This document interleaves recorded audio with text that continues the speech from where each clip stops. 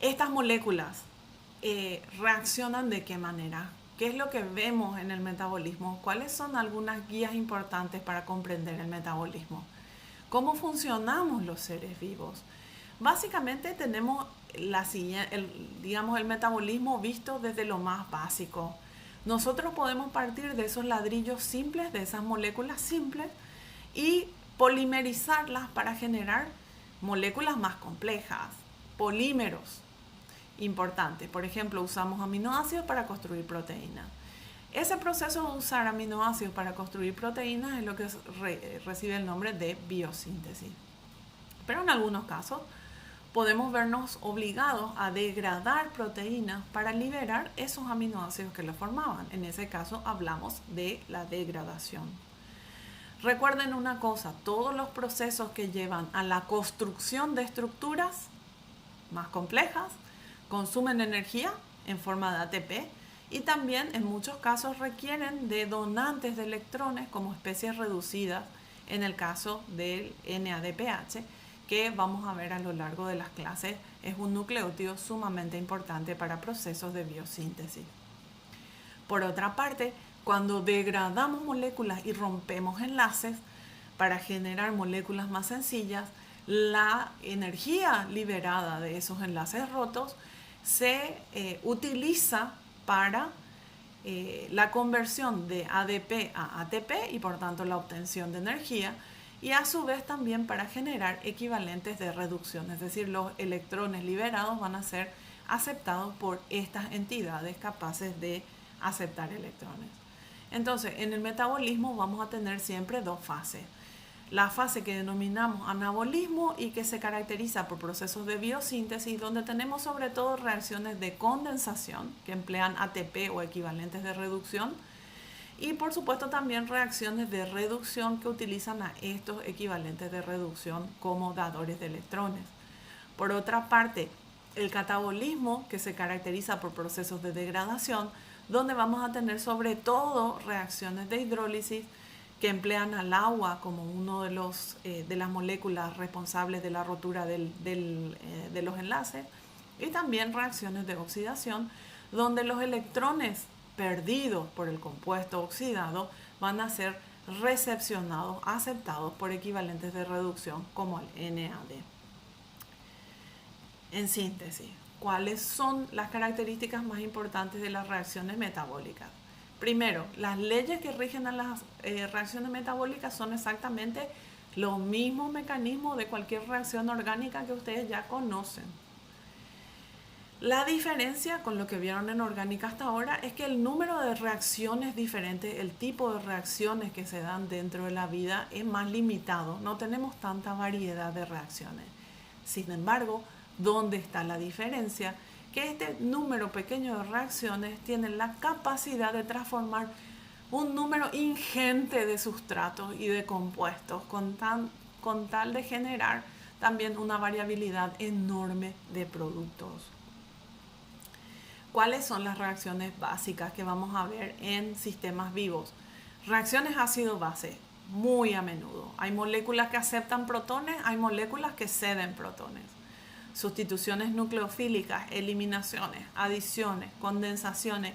El cambio de un isómero a otro es también una reacción extremadamente importante en sistemas vivos. Y por supuesto también las reacciones redox. Entonces, ojo, vuelvan a mirar los mecanismos que rigen a estas reacciones porque las van a encontrar muy a menudo en el metabolismo.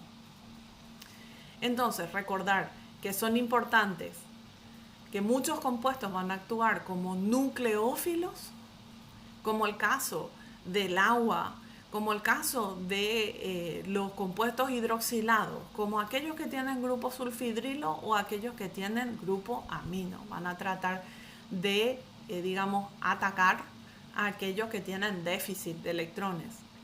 Pero también tenemos grupos funcionales y elementos importantes con características de electrófilos, como por ejemplo el caso de los iones metálicos. El hierro y el zinc y el cobre no estaban en la lista de los elementos fundamentales al inicio de un ser humano porque son elementos traza, pero son esenciales en la función de muchas enzimas que son metaloenzimas y cuyo mecanismo de actividad se basa en su capacidad como electrófilos. Por otra parte, las reacciones redox, recordemos, aquellos compuestos que se oxidan pierden electrones y tienen que darle sus electrones a alguien. En la mayoría de los sistemas vivos, el que recibe electrones es el NAD o el FAD, que son nucleótidos o equivalentes de reducción. Esos son los términos que vamos a usar con estas moléculas.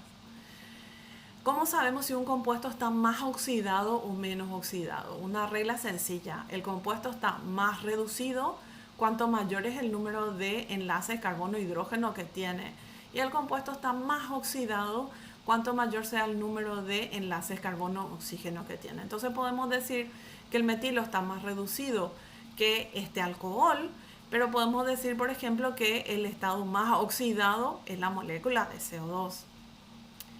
Por otra parte, si hablamos de procesos de reducción, las moléculas que se reducen necesitan recibir electrones de alguien. ¿Quién es el dador de electrones?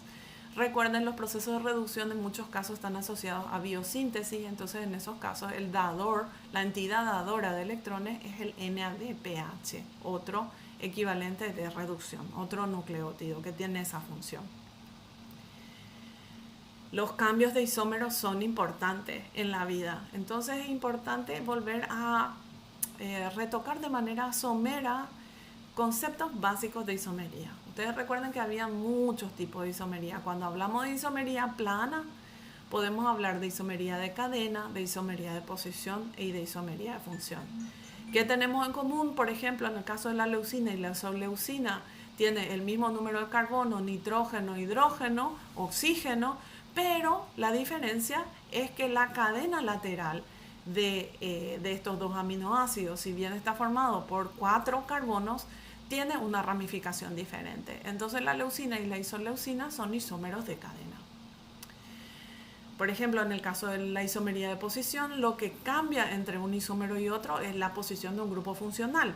Como ejemplo vemos al ácido linolénico. Es un ácido graso poliinsaturado que tiene 18 carbonos y 3 dobles enlaces. Esos dobles enlaces están en la posición 9 y 15 en el alfa linolénico.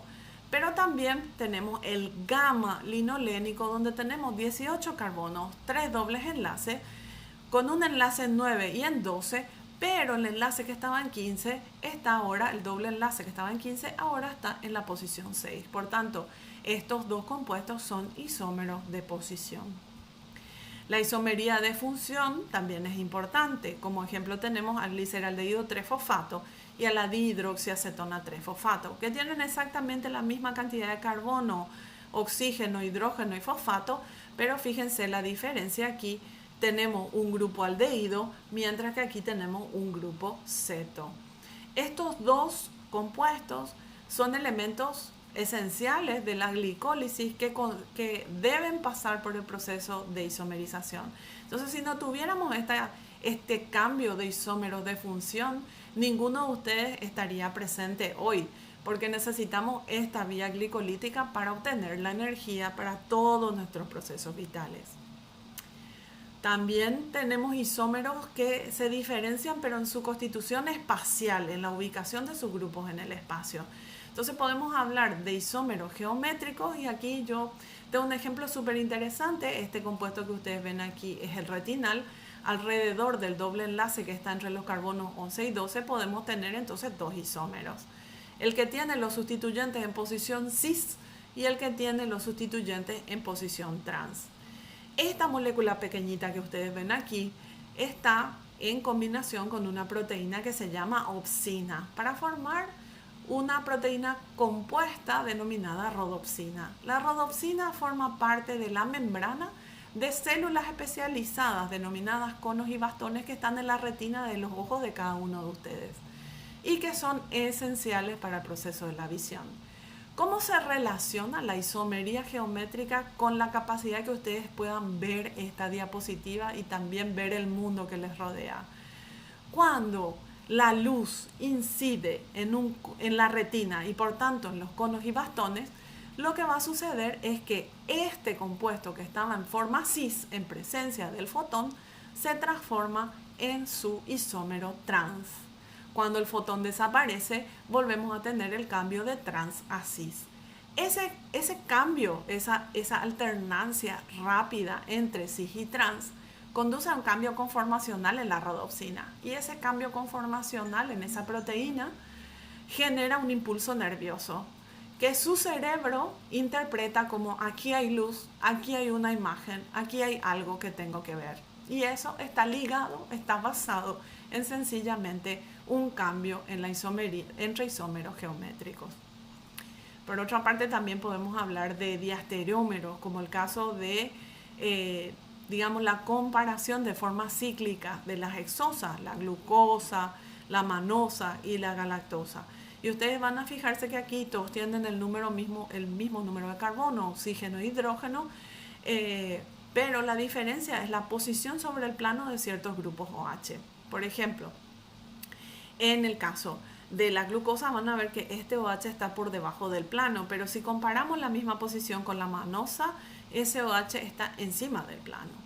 Si comparamos la glucosa con la galactosa, lo que vamos a ver es la diferencia en esta posición. En la glucosa el OH está por debajo del plano, en la galactosa el OH está por encima del plano. Este tipo de diferencia es lo que nosotros denominamos epímeros. Por tanto, la glucosa es epímera de la galactosa y de la manosa en posiciones distintas.